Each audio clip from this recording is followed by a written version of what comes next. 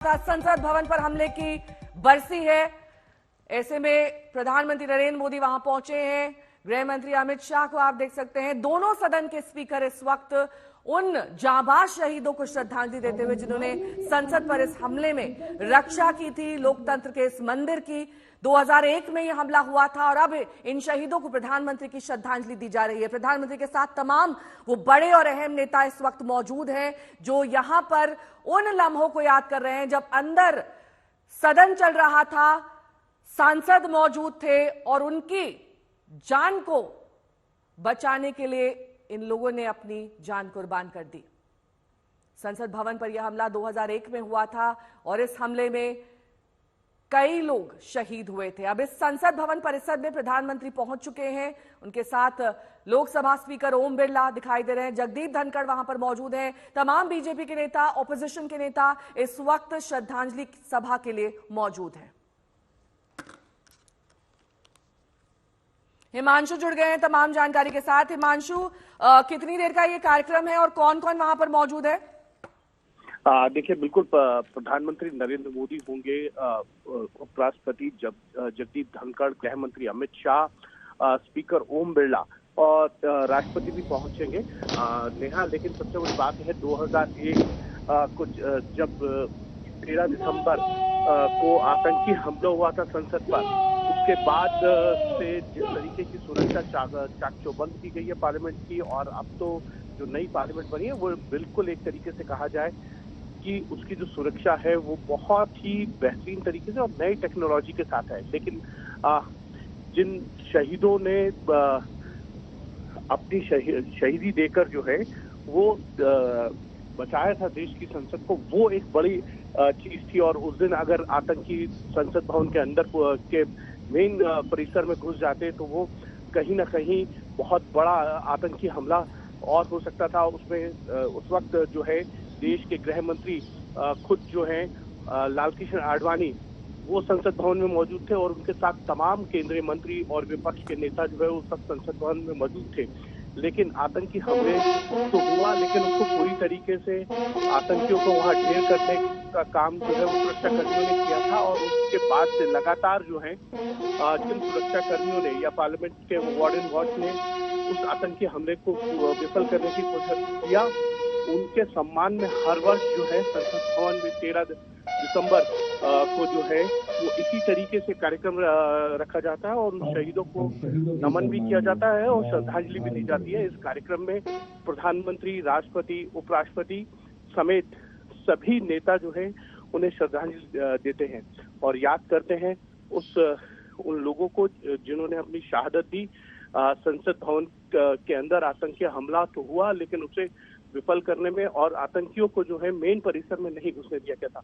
तो एक तरीके से देखा जाए तो शहीदों को नमन करने का कार्यक्रम जो है वो हर वर्ष इसी तरह से होता है। जाहिर तौर पर इस वक्त मौन धारण करते हुए तमाम उन लोगों को श्रद्धा सुमन अर्पित करते हुए जिन्होंने अपनी जान की बाजी लगा दी ताकि वो लोग जो मुख्य परिसर में मौजूद थे उनकी जान बचाई जा सके। आपको याद होगा 2001 में संसद भवन परिसर में यह हमला आतंकियों द्वारा किया गया था और आतंकियों ने संसद भवन के भीतर दाखिल होने की कोशिश की थी। हालांकि उनकी इस कोशिश को नाकाम कर दिया गया था, पहले ही उन्हें मार गिराया गया और ऐसे में कई वीर जवानों ने अपना सर्वोच्च बलिदान दिया था। लगभग 22 साल बीत चुके हैं। उनके परिजन भी इस वक्त यहाँ पर संसद भवन परिसर में मौजूद हैं।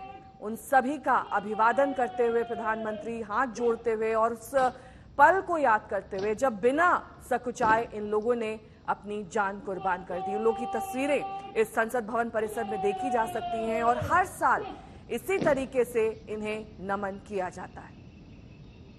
अब सभी गणमान्य जन अमर शहीदों के सम्मान में पुष्पांजलि अर्पित करेंगे।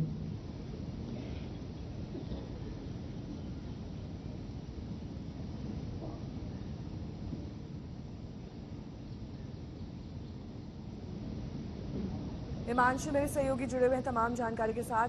हिमांशु, एक एक करके सब अपने श्रद्धा सुमन अर्पित कर रहे हैं। विपक्ष से कौन कौन मौजूद है वहां पर? देखिए, विपक्षी दलों से जो है मल्लिकार्जुन खड़गे, अधीर रंजन चौधरी, सोनिया गांधी, ये तमाम लोग जो हैं वो आए हैं और सभी पार्टियों के जो फ्लोर लीडर्स हैं वो यहाँ पर मौजूद हैं यहाँ। लेकिन सबसे बड़ी बात है कि 2001 में जब 13 दिसंबर को आतंकी हमला हुआ था, लगभग 11:15 पर आतंकी जब संसद भवन में प्रवेश कर गए थे, एक बड़ी रोचक चीज है, उससे पहले जो मेन संसद भवन का परिसर है उसमें कोई भी व्यक्ति जो है वो किसी भी तरीके की गन लेके अंदर एंटर नहीं कर सकता था। एक ही जगह पर जो है वो एक सिक्योरिटी फोर्स होता था जो गन लेके होता था, वो पार्लियामेंट के अंदर जो एसबीआई की ब्रांच है उसमें।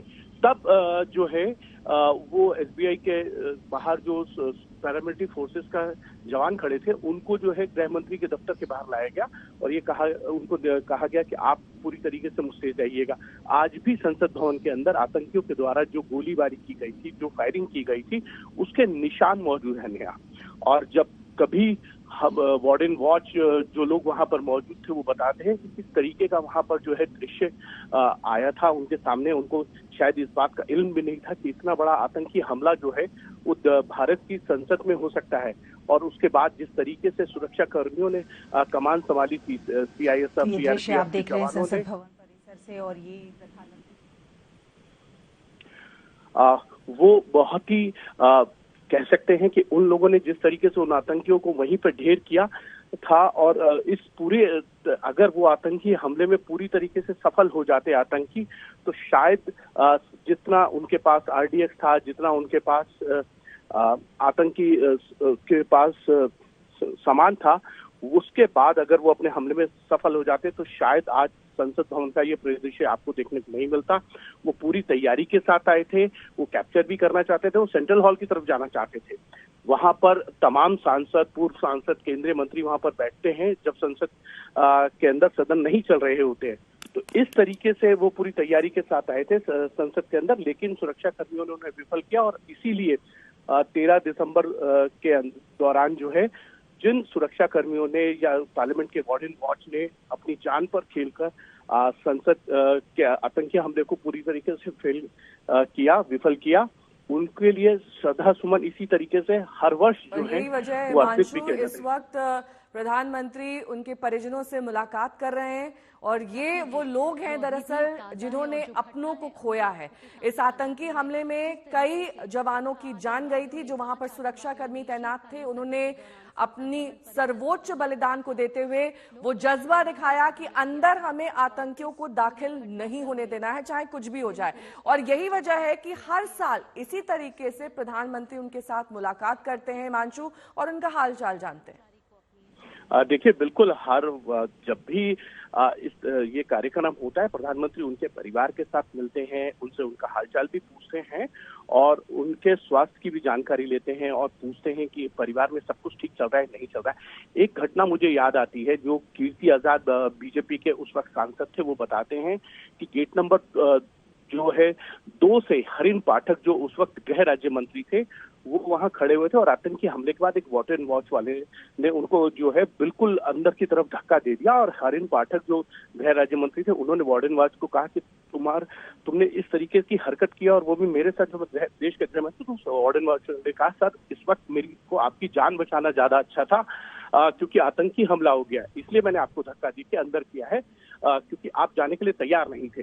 तो इस तरीके से जो है सुरक्षा कर्मियों ने अपने नेताओं की जो उस वक्त के मंत्री थे उनकी जान बचाने का काम किया था। और कीर्ति आजाद बहुत गुस्से में भी थे उस वक्त। उन्होंने ये कहा कि आप जो है ये ठीक नहीं कर रहे हैं वार्डन वॉच। तो वार्डन वॉच ने कहा था सर आतंकी हमला हुआ है और इस वक्त सुरक्षा सबसे जरूरी है। गेट को उन्होंने बंद कर दिया था वार्डन वॉच ने। तो इस तरीके से अपनी जान पर खेलकर जो है सुरक्षा कर्मियों ने देश की संसद के अंदर आतंकी हमले को जो है विफल करने का काम किया था। और ना सिर्फ विफल भी किया और जान माल की ज्यादा नुकसान ना हो इसका भी ध्यान रखा था। पार्लियामेंट के सभी गेट्स को बंद कर दिया गया था। तब जो है केंद्र सरकार में मंत्री मदन लाल खुराना, उनकी गाड़ी वहां पे पॉर्च पे खड़ी थी मेन गेट 1 पे। सुरक्षा कर्मियों ने मदन लाल खुराना को भी हाथ पकड़ के अंदर की तरफ खींच लिया था। तो इस तरीके से सुरक्षा कर्मियों ने अपनी जान पे भी खेला और जो है जान माल की जो है रक्षा भी की। लेकिन जो शहीद हुए सुरक्षा कर्मी उनको नमन करने का यही कार्यक्रम जो है हर वर्ष होता है और प्रधानमंत्री से लेकर तमाम नेता जो है उन्हें श्रद्धा सुमन भी अर्पित करते हैं और साथ ही साथ उनके परिवार परिजनों का जो है हालचाल पूछते हैं और ये भी जानने की कोशिश करते हैं कि सब कुछ ठीक चल रहा है।